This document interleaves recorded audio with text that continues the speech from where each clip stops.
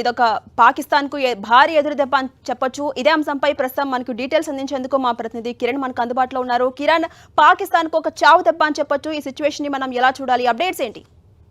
Johnson ఇప్పటికే పాకిస్తాన్ కూడా అష్టదిగ్బంధం చేసి మెరుపు దాడులు చేస్తుంది. అటు భారత నావీ ఇప్పటికే త్రివిధ దళాలకు సంబంధించి కూడా ముప్పేట దాడి చేస్తున్నా కానీ ఇంకా ఎల్ఓసిలో ఇప్పటికే దాడులకు సంబంధించి కూడా తెగబడుతున్న పరిస్థితి కనిపిస్తుంది. గడిచిన కొన్ని గంటల నుంచి కూడా ఇప్పటికే జమ్మూ ఎయిర్ బేస్ దాడి తర్వాత కూడా ఇటు భారత సంబంధించిన నావికా దళం ఇటు పూర్తి స్థాయిలో పాకిస్తాన్లోని అనేక ప్రధాన నగరాలను టార్గెట్గా చేసుకుని కూడా విరుచుకుపడుతున్నా కానీ తన బుద్ధి మాత్రం మార్చుకోవట్లని చెప్పుకోవాల్సి ఉంటుంది. పూర్తి స్థాయిలో ఇప్పటికీ కొన్ని పాకిస్తాన్కి సంబంధించిన ప్రధాన నగరాలతో పాటు కరాచీ సంబంధించిన ఇటు పోర్ట్ను కూడా టార్గెట్గా చేసుకుంది. దీనికి సంబంధించి కూడా ఇప్పటికే ఇటు పూర్తి స్థాయిలో కొంత దానికి సంబంధించిన పోర్ట్ను కూడా పూర్తి స్థాయి తీసుకున్న పరిస్థితి కనిపిస్తుంది. పూర్తి స్థాయిలో ఇటు పాకిస్తాన్కి సంబంధించిన ప్రధాన నగరాలకు సంబంధించి కూడా టార్గెట్ చేస్తున్న పరిస్థితి కనిపిస్తుంది. దీంతో పాటు మరొక వైపు ఇటు జమ్మూ కాశ్మీర్ సంబంధించిన ఇటు లైన్ ఆఫ్ కంట్రోల్ ప్రాంతానికి సంబంధించి కూడా మరొకసారి పాకిస్తాన్ కొంత కవింపు చర్యలకు పాల్పడుతున్న పరిస్థితి కనిపిస్తుంది. పూర్తి స్థాయిలో ఇప్పటికీ గడిచిన కొద్ది గంటల నుంచి ఎప్పుడైతే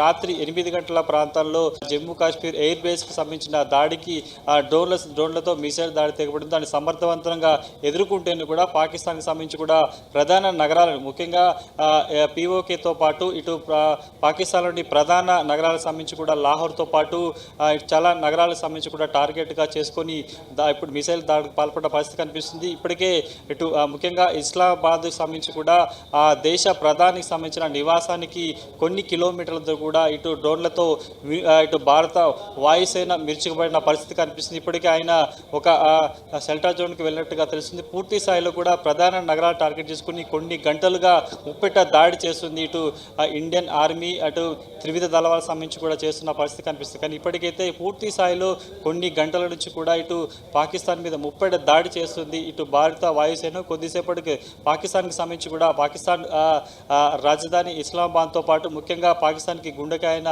కరాచీకి సంబంధించిన ప్రాంతంలో కూడా ఇప్పటికే ఐఎన్ఎస్ విక్రాంత్తో కూడా మెరుపు దాడులకు పాల్పడుతున్న పరిస్థితి కనిపించింది. మిసైల్తో కూడా ముప్పేట దాడి చేస్తుంది. ఇప్పటికే ఇటు పాకిస్తాన్ కరాచీకి సంబంధించిన పోర్టులో 8 కార్గోకు సంబంధించిన నౌకలు కూడా పూర్తిగా విధ్వంసం చేసిన పరిస్థితి కనిపిస్తుంది. పూర్తి స్థాయిలో ఇంకా ఒకవైపు ఇప్పటికే కొద్ది గంటల క్రితం ఇటు జమ్మూ కాశ్మీర్ సంబంధించిన ఎయిర్ బేస్కి దాడికి సంబంధించి కూడా చాలా సమర్థవంతంగా ఎదుర్కొనే ప్రయత్నం ఇటు భారత ఆర్మీ చేస్తుండే కూడా ఇక పాకిస్తాన్ గగనస్థలానికి సంబంధించి కూడా కేవలం పాకిస్తాన్ ఇప్పటి వరకు పిఓకే ప్రాంతం నుంచి మాత్రమే భారత్ మీద దాడి చేసే ప్రయత్నం చేస్తుంది. ఎందుకంటే ఇటు జమ్మూ కాశ్మీర్తో పాటు ఇటు రాజస్థాన్తో పాటు ఇటు గుజరాత్ వంటి సంబంధించిన సరిహద్దు ప్రాంతాలకు సంబంధించి సుమారుగా 3000 కిలోమీటర్ల సరిహద్దు ప్రాంతం ఏదైతే ఉంటుందో అంతా కూడా ఇప్పటికే కొంత అలర్ట్ చేసిన పరిస్థితి కనిపిస్తుంది. గుజరాత్తో పాటు రాజస్థాన్, పంజాబ్ వంటి సరిహద్దు ప్రాంతాలు ఏవైతే ఉంటే కూడా పూర్తిగా హై అలర్ట్ ప్రకటించిన పరిస్థితి కనిపిస్తుంది. దేశ రాజధానిలో కూడా ఇప్పటికే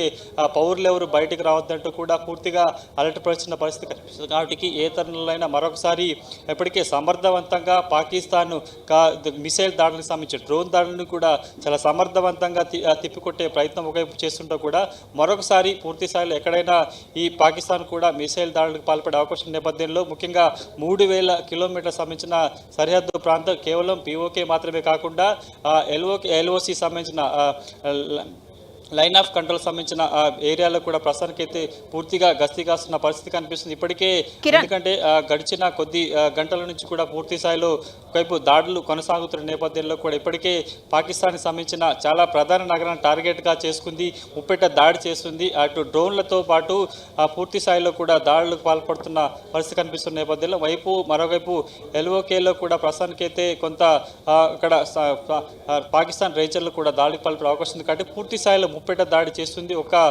జమ్మూ కాశ్మీర్ ఎయిర్ బేస్కు సంబంధించుకుని దాడి చేసి పాల్పడే క్రమంలో కూడా దీనికి సంబంధించి పూర్తి స్థాయిలో ఇటు పాకిస్తాన్ కూడా అష్టదిగ్బంధం చేసిన పరిస్థితి కనిపిస్తుంది. కాబట్టి పూర్తి స్థాయిలో ఇప్పటికీ ఇంకా చాలా చోట్ల కూడా ఇటు కరాచీ పోర్టును కూడా పూర్తిగా మిసైల్తో దాడులు చేస్తున్న పరిస్థితి కనిపిస్తుంది. కాబట్టి ఇంకా చాలా ప్రాంతాల్లో కూడా ఇటు త్రివిధ దళాలకు సంబంధించి నావీ కావచ్చు, ఆర్మీ, ఎయిర్ ఫోర్స్ కూడా పూర్తిగా దాడులకు తెగబట్టినట్టుగా తెలుస్తుంది. కాబట్టి ఈ రోజు రాత్రి అంతా తెల్లవారుజామున వరకు కూడా పాకిస్తాన్లో చాలా ప్రధాన కీలక స్థావరాలకు సంబంధించి ఇప్పటి వరకు కేవలం ఉగ్రవాద కార్యకలాపాలు ఎక్కడైతే ఉన్నాయో పాకిస్తాన్ పిఓకే ప్రాంతంలో మాత్రమే భారత్ దాడులు చేసింది. ఎక్కడ పాకిస్తాన్ పౌరులకు సంబంధించి కావచ్చు, పాకిస్తాన్కి సంబంధించిన వాటికి సంబంధించిన యుద్ధ సంబంధించిన ఏవైతే ప్రాంతాలు ఉంటాయో వాటిని కూడా ఎక్కడ ఆర్మీ క్యాంప్స్ కూడా డిస్టర్బ్ చేయని పరిస్థితి కనిపిస్తుంది. కానీ కొద్ది గంటల క్రితం జమ్మూ కాశ్మీర్ సంబంధించిన ఎయిర్ బేస్కి టార్గెట్గా చేసిన నేపథ్యంలో కూడా పాకిస్తాన్ అష్టదిగ్బంధం చేసింది.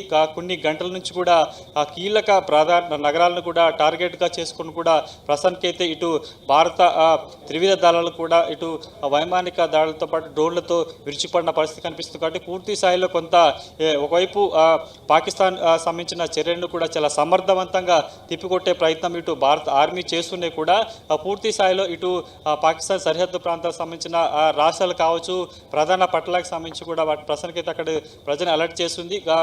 ముఖ్యంగా ఎల్ఓసి సంబంధించిన లైన్ ఆఫ్ కంట్రోల్ ప్రాంతం ఏదైతే ఉందో అక్కడికి సంబంధించిన ప్రజలు ఇప్పటికీ పూర్తి స్థాయిలో కొంత అక్కడి నుంచి తొలగించిన పరిస్థితి కనిపిస్తుంది. ఇక జమ్మూతో పాటు ఆ సరిహద్దు రాష్ట్రాలకు సంబంధించి కూడా ప్రస్తుతానికైతే కొంత బ్లాక్అప్ డే కొనసాగుతున్న పరిస్థితి కనిపిస్తుంది. కాబట్టి పూర్తి స్థాయిలో ఒకవైపు పాకిస్తాన్కి సంబంధించి సమర్థవంతంగా ఎదుర్కొనే ప్రయత్నం చేస్తూనే కూడా ఎలాంటి చర్యలకు పాల్పడ్డా మరొకసారి మిసైల్తో పాటు డ్రోన్లతో దాడికి పాల్పడే అవకాశం ఉన్న నేపథ్యంలో కూడా ఒకవైపు సరిహద్దు ప్రాంతాలకు సంబంధించిన రాష్ట్రాలను కీలక ప్రాంతాలను కూడా అప్రమత్తం చేస్తున్న కూడా ఒకవైపు దేశంలోని ప్రధాన ప్రాంతాలకు సంబంధించి కావచ్చు, ఎయిర్పోర్ట్లతో పాటు ప్రధాన సంబంధించిన వాటిని కూడా అలర్ట్ చేసిన పరిస్థితి కనిపిస్తుంది. పూర్తి స్థాయిలో ఒకవైపు పాకిస్తాన్ని సమర్థవంతంగా ఎదుర్కొనే ప్రయత్నం చేస్తూ కూడా ఇటు దీనికి సంబంధించి S-400 సంబంధించిన వాటితో కూడా పూర్తిగా పాకిస్తాన్కి సంబంధించిన డ్రోన్లను ఎప్పటికప్పుడు వాటికి భారత గగనతలంలోకి రాకుండా వాటి దాడికి సంబంధించి కూడా పూర్తిగా కొంత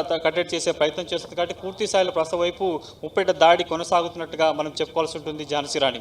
అలాగే కిరణ్, మరోవైపు చూసుకుంటే భారత ఆర్మీపై ఉగ్రవాదులు ఆత్మాహుతి దాడులకు పాల్పడే అవకాశం ఉందని కూడా నిఘా వర్గాల నుంచి హెచ్చరికలు జారీ అయ్యాయి. ఈ నేపథ్యంలో భారత్ దానికి సంబంధించి ఎలా అప్రమత్తం కాబోతోంది, దాన్ని ఎలా అంచనా వేయబోతోంది, ఒకవేళ అలాంటిది జరిగితే ఎలా దాన్ని ఎదుర్కొనే అవకాశం ఉంది, ఎలా చూడొచ్చు దీన్ని?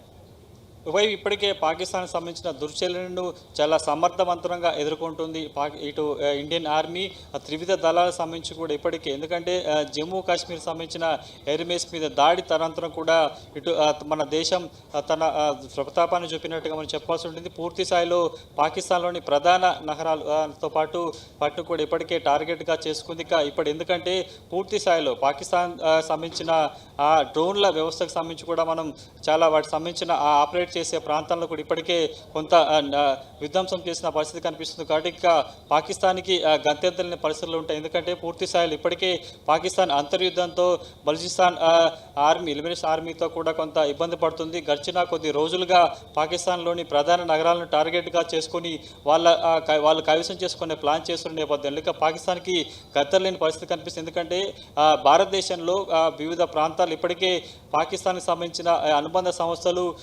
లష్కర్-ఏ-తోయిబాతో పాటు జైష్-ఏ-మొహమ్మద్కి సంబంధించి కొన్ని ఉగ్రవాద సంస్థలకు సంబంధించి కూడా ఇక్కడ స్లీపర్ సెల్ ఉన్నాయి. కాబట్టి వారికి ప్రతీకార దాడులకు పడే అవకాశం కనిపిస్తుంది. కేవలం ఇప్పటి వరకు పిఓకేలో మాత్రమే డ్రోన్ మిసైళ్లతో మాత్రం మనం జమ్మూ కాశ్మీర్ వంటి ప్రాంతాల్లో మాత్రమే మన మీద దాడి చేసే ప్రయత్నం చేసింది. దాడికి ప్రతి దాడిగా మనం అష్టదిగ్బంధన చేస్తున్నాము. నేవీ, ఎయిర్పోర్ట్స్తో పాటు వివిధ దళాలతో కూడా ముప్పేట దాడి చేస్తున్న పరిస్థితి కనిపిస్తుంది. ప్రస్తుతం పాకిస్తాన్లోని ప్రధాన నగరాల్లో కూడా ఒక భీకరమైన వాతావరణం కనిపిస్తున్న పరిస్థితి కనిపిస్తుంది. కాబట్టి పూర్తి స్థాయిలో ఒకవైపు భారత్ని కొంత ఇబ్బందికర పరిస్థితి తేవాలి, పూర్తి స్థాయిలో మానవ దాడులు చేయాలంటే కూడా వారికి చేసే అవకాశం కనిపిస్తుంది. ప్రస్తుత పరిస్థితుల్లో కూడా కొంత మిసైల్ దాడులకు సంబంధించి కూడా అధునాతన పరిజ్ఞానంతో కూడా వాటిని తిప్పికొట్టే ప్రయత్నం మనం చేస్తుంది. S-400 చూసుకోవచ్చు.